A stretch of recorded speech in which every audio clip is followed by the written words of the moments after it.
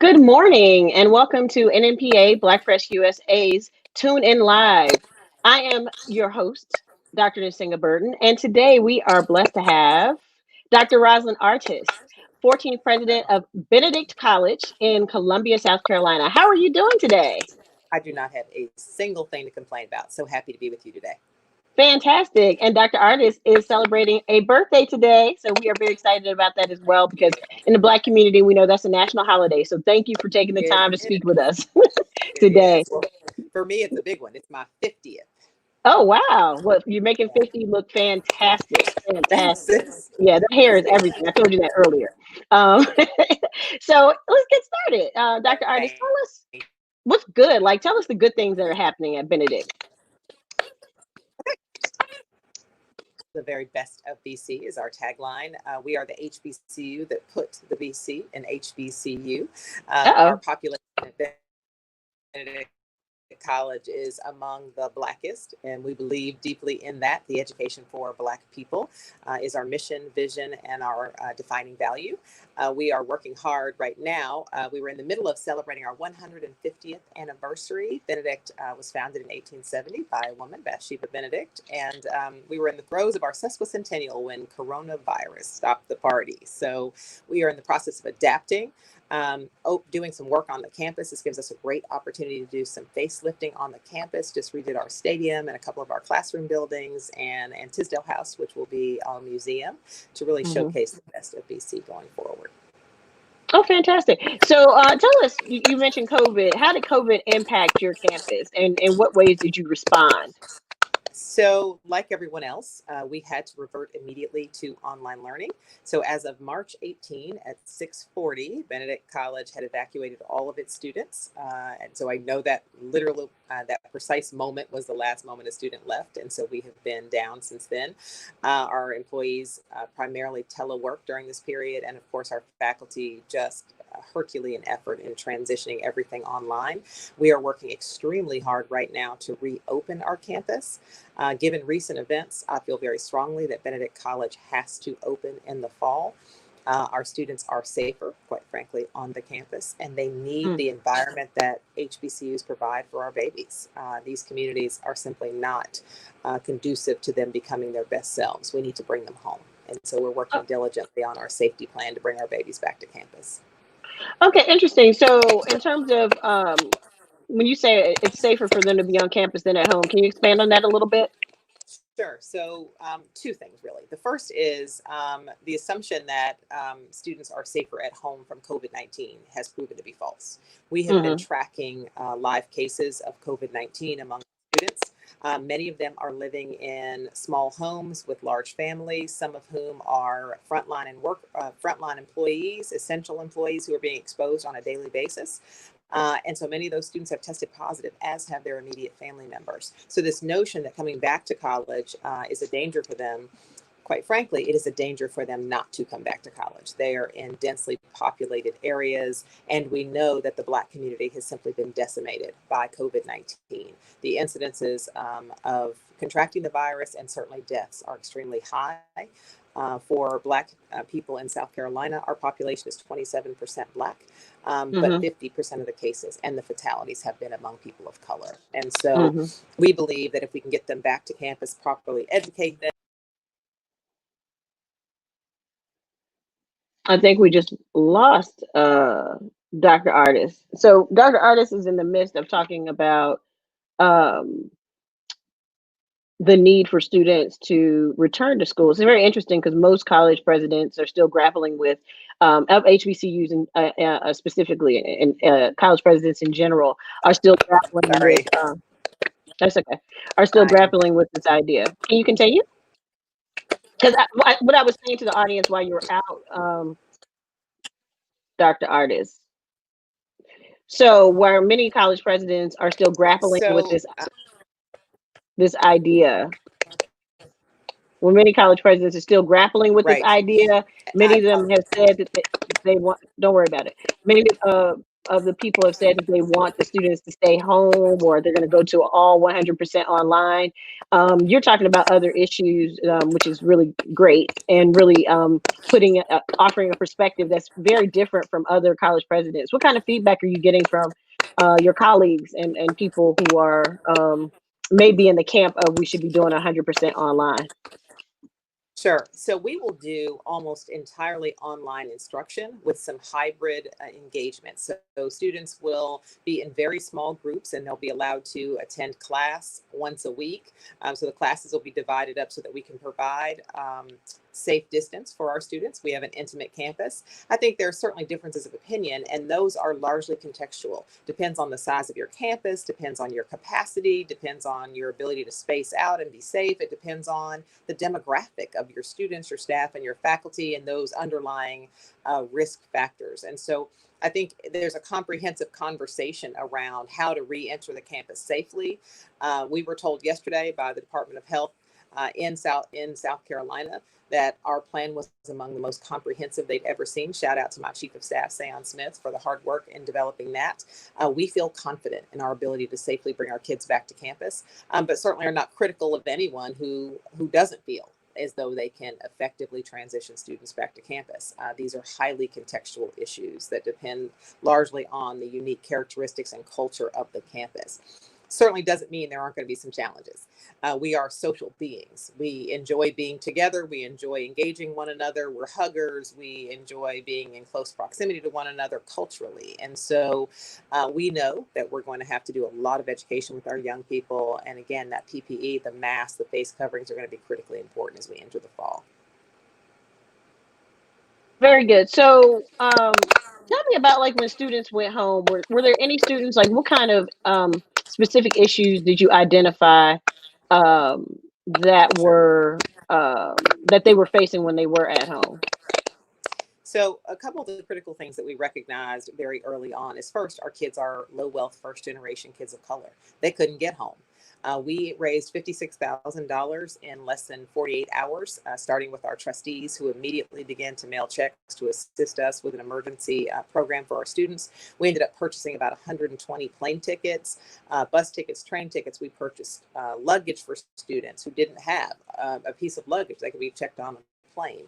We provided cash stipends for students who were going to be stuck in the airport and needed food. I was incredibly pleased and proud of the Benedict team, the Benedict family, and the way it rallied around its students to get them home safely. Once those students began to make plans to depart the campus, what we were struck with was students who did not have a laptop.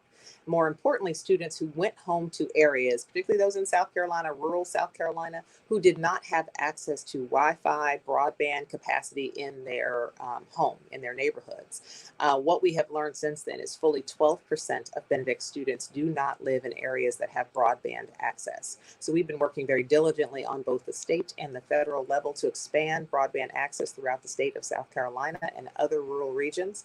It is a tremendous disadvantage to kids of color. We know that at the K-12 level, 33,000 children in the state of South Carolina have not been heard from since March because they do not have access to technology so that they can connect with their teachers in their classrooms. To leave 33,000, probably primarily people of color, behind is an absolutely unacceptable risk. And certainly to leave 12% of Benedict student body behind is an unacceptable risk. So we're working diligently on that. We've provided laptops, hotspots, air cards, anything we could to assist and support our students. We have also come to understand that some of our students suffer from housing insecurity, homelessness, for lack of a better term. They went to family members, to friends, thinking that the shutdown at the campus would be temporary, and now find themselves homeless. We have students who have food insecurity issues. Having one more mouth to feed in the house when the family may have had a layoff or a parent who's out of work for another reason is a real challenge. And so, thankfully, we had some resources from the CARES Act we've been able to distribute to students for emergency situations. And so we're seeing, again, technology, food, medicine, childcare, housing subsidies being among the needs that our students have documented, and we've been able to fund through those CARES Act dollars.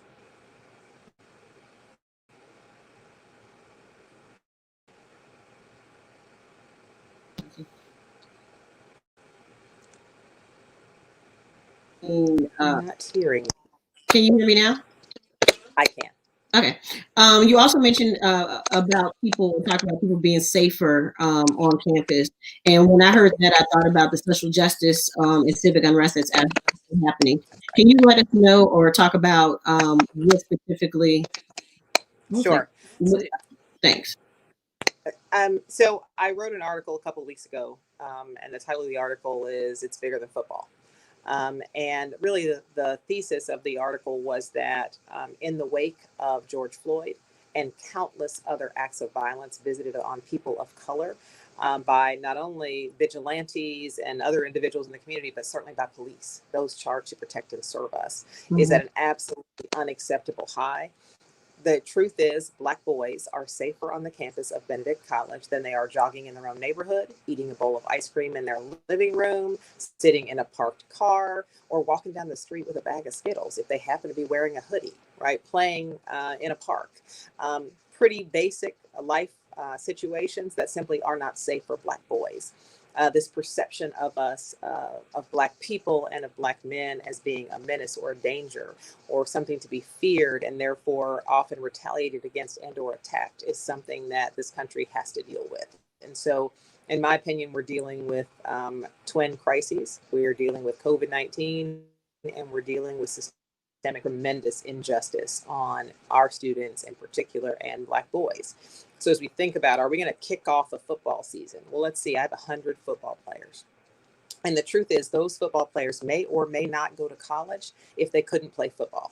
Now, we're going to educate them when they get there, but we know they make choices for lots and lots of reasons. For Benedict, football is a big deal. And so I can't risk those boys not coming back because they're not going to be able to play. And we'll take every safety precaution, but it is critically important they be safe on our campus where we can embrace them, help them talk through their feelings of.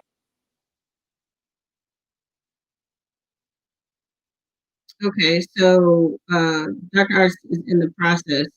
Oh, we have someone made a comment. Tracy Woods, greetings from AABE. Hi, Tracy. Thank you for joining us. But Dr. Artis is currently talking about the need to have students back on campus, not only because of COVID, because, statistically speaking, that has hit Black communities harder, but also because of some of the specific needs that students have in terms of their educational learning. For example, an example that she left us on was talking about the football team and football players. So, Dr. Artis, you can pick back up from where you left off.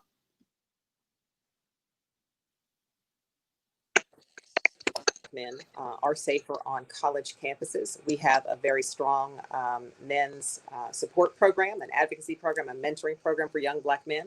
We've been hosting Zoom calls entitled "We Are Not Okay," helping Black men work through, again, the fear, the anxiety, the stress, the anger, and the frustration of being Black in America and the cost of that in our society. And so being able to have those dialogues in person with our students is critically important. As we saw protests around the country, I really was at a loss for not being able to just pull my kids in and really have uncomfortable conversations with them and help them to find the tools to deal with their feelings. We want them to protest. We want them to lift their voices. We want them to be heard, but we want them to do it in the right way. Because what we know historically is that the arrest rates for our kids are going to be higher. Mm-hmm. It will take decades to clear those records, right? We hail our civil rights heroes today, but they were called criminals 40 years ago, right? And so when our kids get charged for protesting, we're going to have to deal with that from a legal standpoint. They're going to go out into a world to look for a job with something on their record until we can get that straightened out. And so concerned about that. And then ultimately, the truth is Black boys sometimes don't survive the ride to jail. Everybody remembers Freddie Gray. Yeah. I can't risk having my young men arrested while they're protesting even peacefully. So we have to be able to give them the tools. We can't protect them completely. If there was a way to do that, if I could put a force field around Black boys in this country, I would. I'm a mother of 2 myself.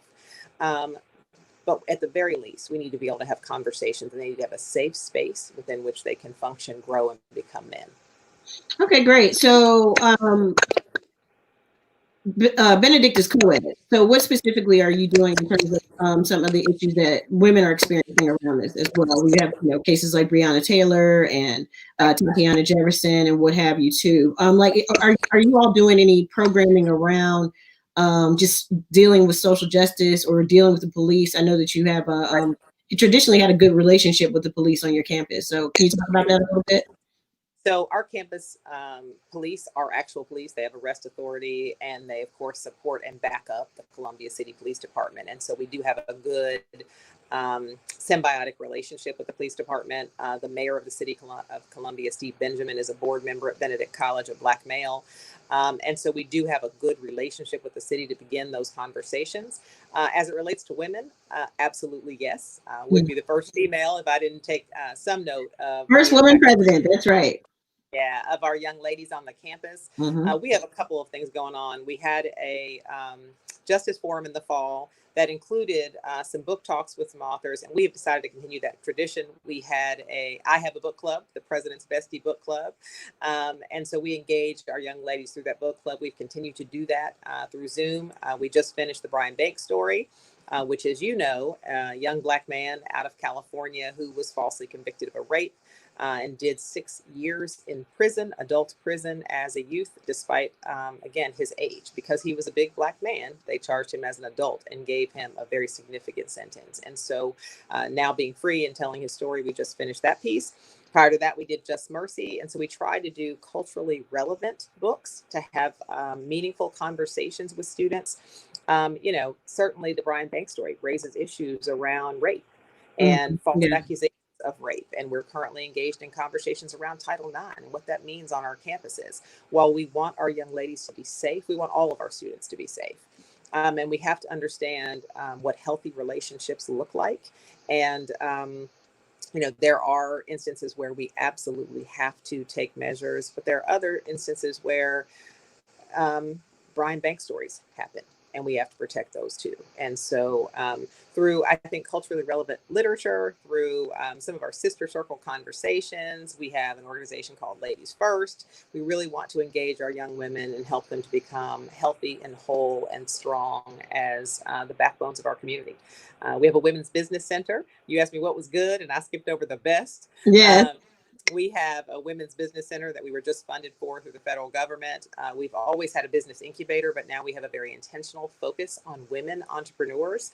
The reality is women who start businesses tend to reinvest in their community at 7 times the rate of businesses owned by either men or other minorities. So if you get a Black woman started on a business, that whole community benefits from that economic development. And so we're really focusing on women and helping them turn their side hustles into real businesses, right? So many of my students, listen, they could have done my hair today, right? They're doing nails, they're doing hair, they're doing makeup.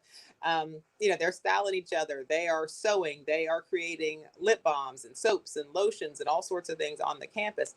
Let's turn that into a business. That's a side hustle now, but it could be a thriving business. We know that, we hosted Main Choice on our campus not too long ago, and to think about Courtney's story and how she mixed up her products in her kitchen and now has a multi-million-dollar franchise. The same can happen for some of our young women. We shouldn't let all the money be made in the Korean community off the backs of Black people. Oh, that's right. Since we invented that. Yes, very good. All of the things that people are claiming are things that and practices that Blacks have done historically for hundreds of years. So that's really important. Can you tell us a little bit about the role of alumni in HBCU life? I mean, you can use Benedict obviously as an example, but you've been president at 2. But what role does the alumni play and HBCU relative to the role that alumni play at traditional mainstream institutions, predominantly white institutions? So HBCUs are trees and alumni are the fruit we bear. If it's sweet, then the world knows us as a good tree, right? So we need our alumni to go out and be ambassadors for us. We need them to be shining examples of what a Benedict College education looks like. We need them to go out and tell the story.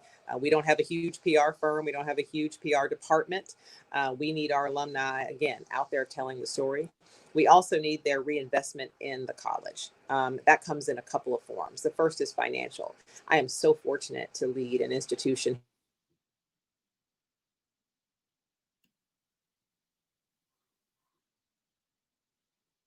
hit the $1 million mark now for 5 consecutive years, and we are trending toward year number 6 right now as a National Alumni Association. As you might imagine, for an institution our size, we have about 17,000 alumni across the country, about a 2,000 student population. $1 million a year is tremendous. We hear a lot of conversation around alumni giving rates. Some of our sister institutions are boasting rates of up to 50%. But if you look at it pound for pound, we're only at 17%, and our alumni are out giving so many of our much larger peer institutions. And so I am incredibly proud of and grateful for the alumni at Benedict College. More than giving their money, they also give their time and talent. They volunteer, they work ball games, they work activities, they're constantly on the campus. We take fan buses to every game at their expense. They raise the money and they support our kids on and off the fields and the courts constantly. They're advocates for Benedict College. They also hire them. One of our alumni, Tyrone Adam Burrows, is a philanthropist and, of course, has named the School of Business at Benedict College, has the Burrows Scholars Program. Those young people work in his companies during the summer and have an opportunity to get a real world look at what business looks like. And so when our alumni reinvest in the college, both from a time, talent, and treasure standpoint, it makes a huge difference. Huge difference. Okay, so tell us some of the other things about Benedict. I mean, people, of course, know your football team. Of course, they know your business programs. They know your English program, which is outstanding. Right. Tell us some of the other things that people might not necessarily know about Benedict that make it special. So Benedict College was one of the top producers of physics graduates for years. Most people do not think of Benedict College as a STEM school, but we absolutely have a deep and abiding tradition in STEM. Biology, chemistry, physics are among our largest programs. Our students are going to med school at a relatively high rate. We have a tremendous alumni base comprised of physicians and dentists who came back last year at homecoming at the behest of one of our alumni organized an event. Meet the doctors and brought them back for our students to be able to see what they can aspire to with their Benedict College degree. So that's a big deal for us. We've also taken a look at all of our degree programs and started to give some real thought to what makes our kids most marketable. So criminal justice, for example, an important degree and one that a lot of our students will choose, but the jobs happen to be in cybersecurity. So you can still have an interest in criminal justice, but we're thinking more white collar crime and electronic security than we are, typical street crimes. And so we know there are 280,000 vacancies right now in cybersecurity. So we have a cybersecurity center. We have a cybersecurity camp that's going on this summer virtually. We didn't pull the plug on our camps. We did everything we could to keep them virtual. So our Upper Bound and Trio programs are being done virtually this summer, as is cybersecurity. We also have an environmental program that's quite strong, environmental engineering and environmental science.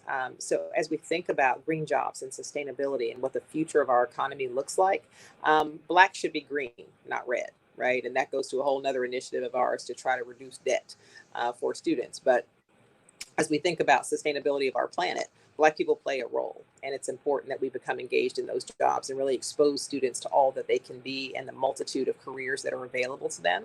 We often say doctor, lawyer, engineer, and those are wonderful professions, but there's a whole lot of ways out there to make money, and we need to expose our young people to as many of them as possible so they can find their passion. Okay. So what are some of you're the first woman president of this illustrious institution. This is your first woman, I think, position. Tell us some of the challenges that you face that are specific to being the first woman in a position, such a high profile, high level position at a college or university. So, I think I've said this before, people are very gracious and kind and will always say things like, oh, she's a glass shatterer.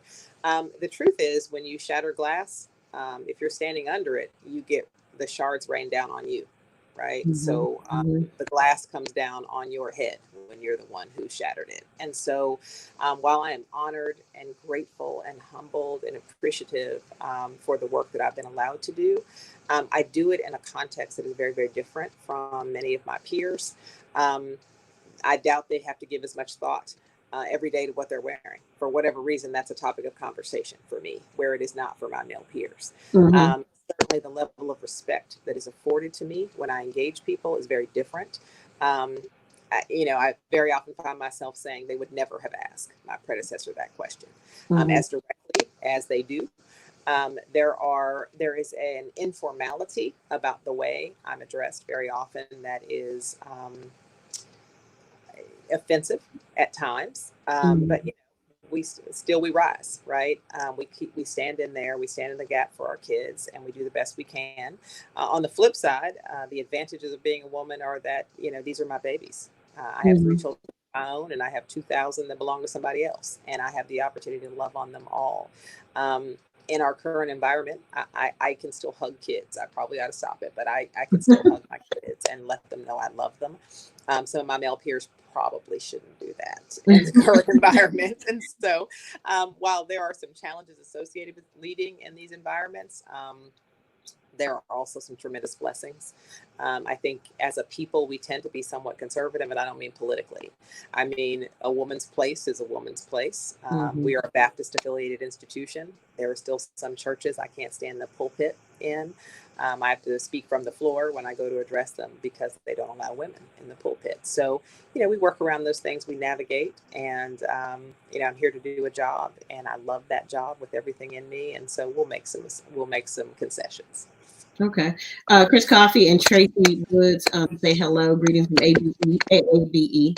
Can you tell us a little bit? Some students are deciding about, are deciding whether they will attend an HBCU or a PWI. I know you have experience in both spaces, both types of spaces, from your educational learning all the way to your leadership. Can you talk a little bit about what people might want to be thinking about or considering when choosing an HBCU? So I think that, English and math and science are English and math and science. And we teach it very well at our institutions, as do our predominantly white institutional peers. It's the context and the culture within which you get to learn those, I think, that is so valuable about an HBCU. You can focus on physics without worrying about the social pressure associated with being the only one of your kind in the classroom. And so we provide a cultural context that is comfortable, that is inviting. Our young people will make lifelong friends. Recent studies have been published that very clearly document that quality of life for people of color who graduate from historically Black colleges and universities is exceedingly high by comparison to their peers who attend PWIs. My colleague Walter Kimbrough has said on many occasions, and I really agree with him on this, I think it's a great point, why go somewhere you're not wanted? Life is tough enough. College is tough enough. We want our kids. We love our kids. We engage our kids. There is no reason to attend college somewhere you are not welcomed, particularly and to pay money to do it. Right? Particularly when you have to pay tuition to do it.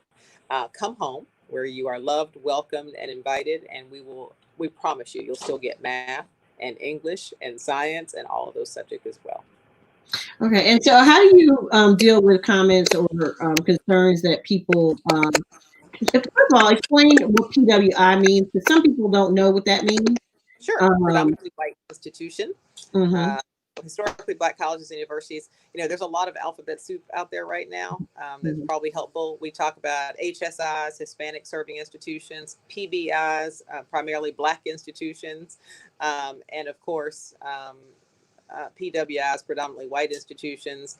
I'm not seeing historically white anywhere. Nobody's socially decided that's an acceptable terminology, but the alphabet soup around diversity in this country is getting much more dense. Everybody wants to be some kind of specialty institution, but we are the only institutions as HBCUs that are historic. So all these new genres that are popping up, all these new sectors, we've been doing this work for many of us nearly 150 years, and for some of us more than 150 years. We know what we're doing. We know how to educate Black people in a Black context. Yeah. Now, do you have any partnerships with mainstream or PWI universities?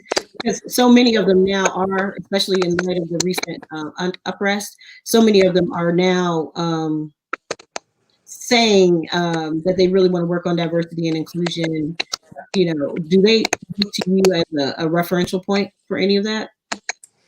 We are. I think many of the Ivies or the elites have reached out most aggressively to connect. Benedict College has a partnership, for example, with Harvard University. I have 6 students studying at Harvard this summer in the Harvard Core program, which is a business readiness program, 3 undergraduate level business courses. I sent 6 kids up there to show them how it's done. And so we're really proud of them and watching to see how well they do this summer. We know they're going to do great. That is part of an ongoing partnership agreement with Harvard, where they've offered a very, very, very low tuition rate for Benedict students to be able to attend and participate in this program. So we're excited about that. We certainly also obviously engage University of South Carolina, which is just down the street, a large comprehensive in South Carolina, working with them on freshman retention initiatives. It's interesting, and we have to be very careful about this, I think, as HBCUs. Partnerships are symbiotic. They're mutually beneficial. You get something out of it, we get something out of it. What we have to always guard against in many of these contexts is that we are often studied. So people who want to understand the Black experience, people who want to understand the secret sauce that is HBCUs, how do we help students who come from historically disadvantaged backgrounds be successful? They're trying to figure out how to do that too, because they're trying to recruit our kids. And so they like to partner with us. But I think part of that is a little bit of a fishing expedition. And part of that is we are their study subjects, and I'm not a lab rat. Neither are my students. And so we really try to stay away from those kinds of relationships. Unless it's a meaningful symbiotic partnership, we don't play ball at Benedict.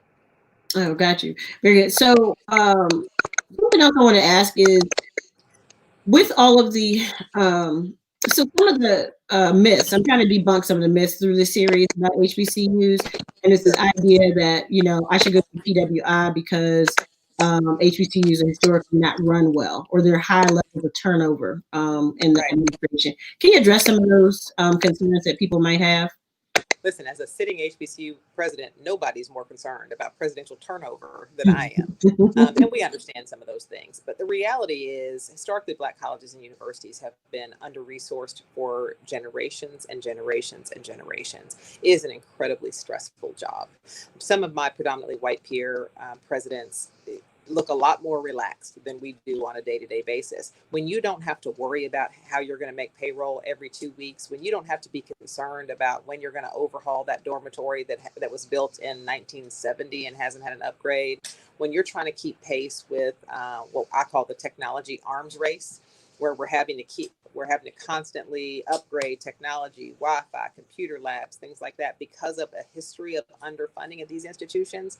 I think you're going to put a lot of stress on the system. You're going to put a lot of stress on a leader that has to constantly worry about things that are not even an issue at most predominantly white institutions. So while I agree that some of the tenure should be longer, I don't know that there's anything, quote, wrong with HBCUs that money won't fix, right? If we were not living hand to mouth, I would suggest that we would probably be a little stronger. And I would also offer that there is, you know, we all talk about Martin Luther King. Like anybody else, I want to live a long life, right? Like anybody else, I don't want to get fired, right? However, the reality is I got some good friends surrounding me. And when I'm no longer effective, when I haven't had a good idea in a while, when I'm not adding value at Benedict, it's time for me to go. My board has been gracious. My contract runs through 2026. So as far as I know, I'm going to be here a while, and I plan to. I have a strategic plan that I want to see through at Benedict College. But the reality is sometimes we do stay too long. I think that's the case for Black, white, or green.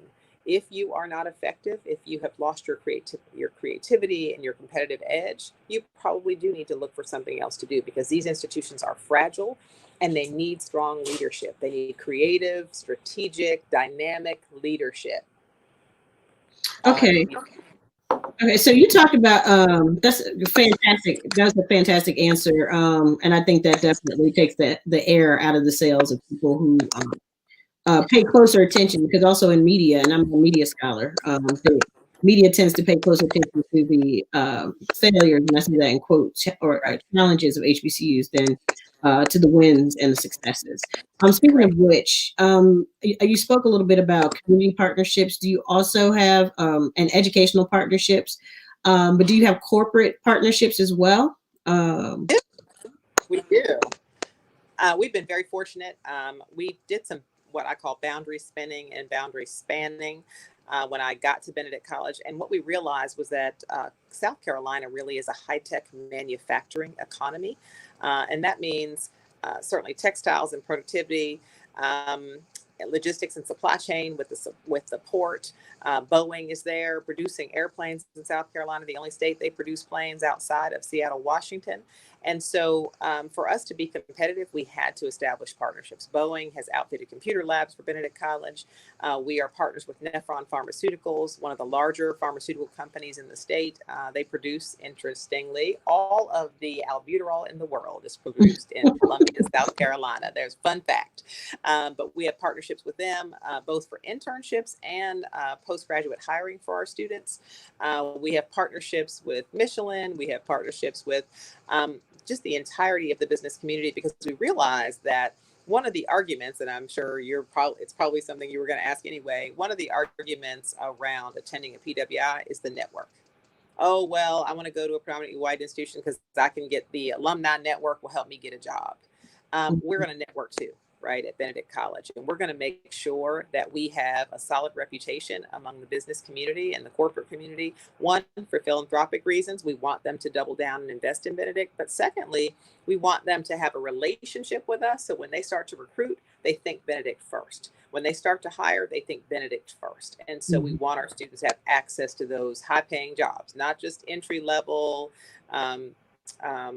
essential, right, employees, but really high-level, high-skilled employees. Okay, so we're going to ask our viewers, if you have questions, you need to get them in because we will be wrapping shortly. I wanted to go back, and thank you for that answer. I wanted to go back a little bit when you talked about, can you talk a little bit about Benedict's history of civil rights activism?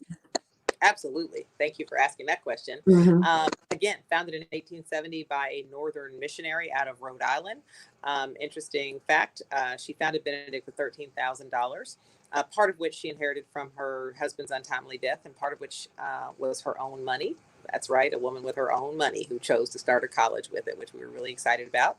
But as we moved through the years, the education of newly freed slaves, obviously being our priority, and their descendants became more and more complex. The Reconstruction era was cruel to Black people in this country, despite laws that would suggest we had access to other opportunities. The reality is that we didn't.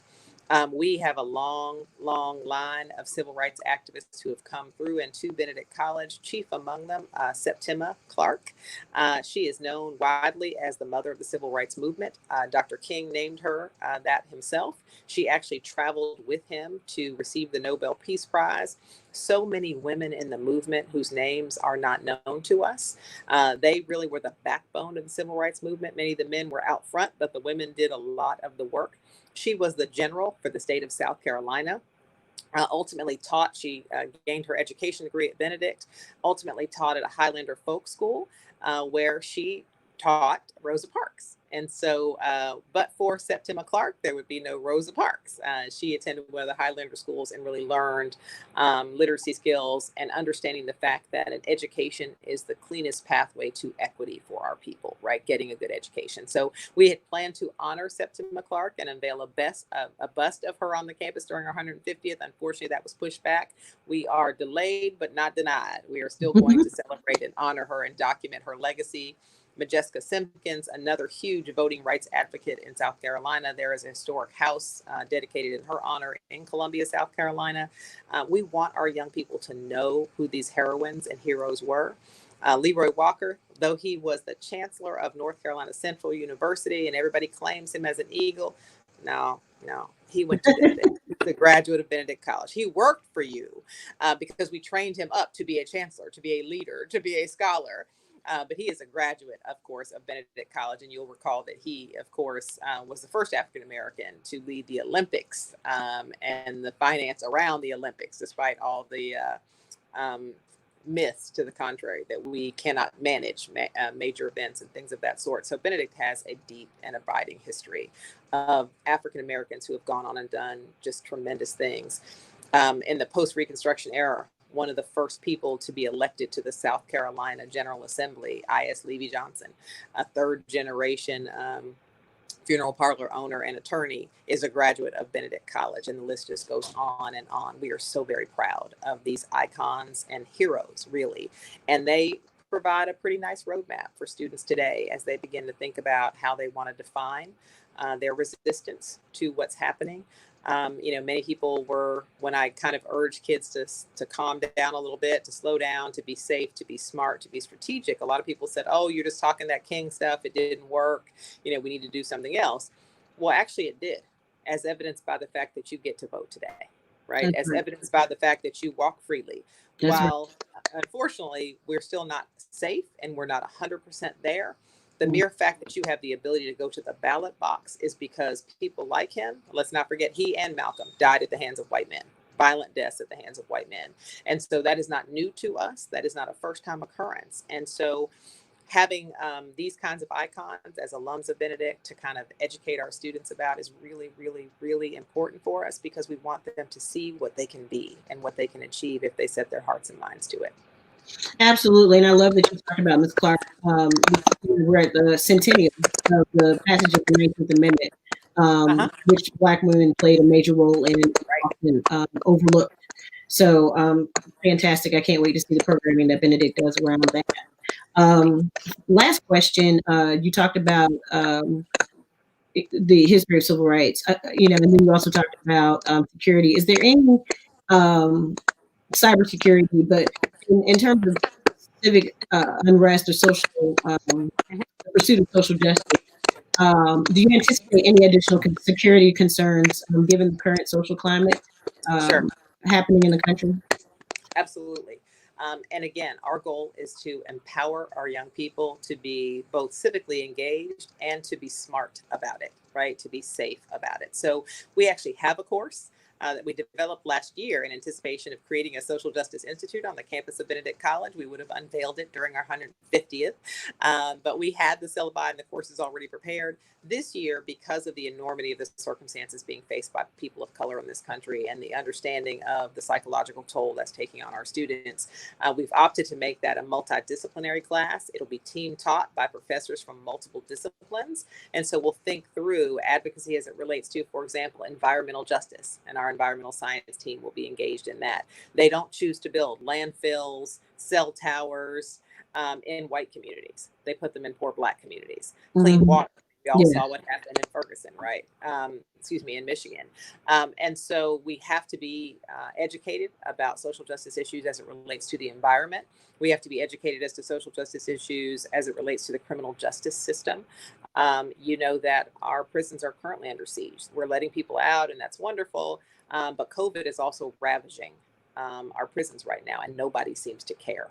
And so thinking about if you have made a mistake, and we know there are a whole lot of people who are in prison today that didn't, but they're in prison anyway. But if you have actually made a mistake and you are paying your crime, unless you were sentenced to capital punishment, and that isn't legal in most states anymore, you should not die in prison. Right? You should not die in prison. And so helping our kids to understand all the issues that surround criminal justice reform, social justice initiatives around the environment, social justice initiatives as it relates to education. The fact that 33,000 kids of color in South Carolina are without broadband access, that is the civil rights issue of the day. Access to technology, and now we're in a COVID world where students are going to have to get their education online, and everybody's okay with 33,000 kids not having access. I'm not. And thank God our representatives aren't. I mean, Whip Clyburn has been working on this issue for some time. It is now a bipartisan issue. Senator Scott's been engaged. And so, we see the ball moving. We're moving the ball. And I want Benedict students to be on the ground floor of that. We've got Benedict students working at the Urban League, helping to advance issues around housing. We're having a testing event on the campus of Benedict College Friday and Saturday, free and open to the community. We're giving away gloves and hand sanitizers and masks and wipes, as well as free testing and food, non-perishable food items and other neat toilet paper, things our community needs. And our students are out there volunteering, COVID notwithstanding. They've got their face coverings on and they're giving back to their community, because that's what Benedict Tigers do. All right. Well, that's wonderful. Thank you so much, Dr. Artis, for joining us today. You sound like you need to celebrate your birthday because you've been busy. Well, we want to wish you happy birthday. I would be remiss if I did not mention that our very own Dr. Benjamin Chavis coined the term for environmental racism, and Oh, really took please that do. off. Yes, yes. So I love that you were talking about that, not because of him, but I think it's great when you plant seeds and they continue to grow, and those seeds are growing. And Benedict is doing a lot to shed light and to present solutions to these problems. So that's fantastic and outstanding. But we wish you a fantastic birthday and good luck with the transitioning back to school during COVID. And definitely keep in touch with us and let us know how you're doing as we go forward.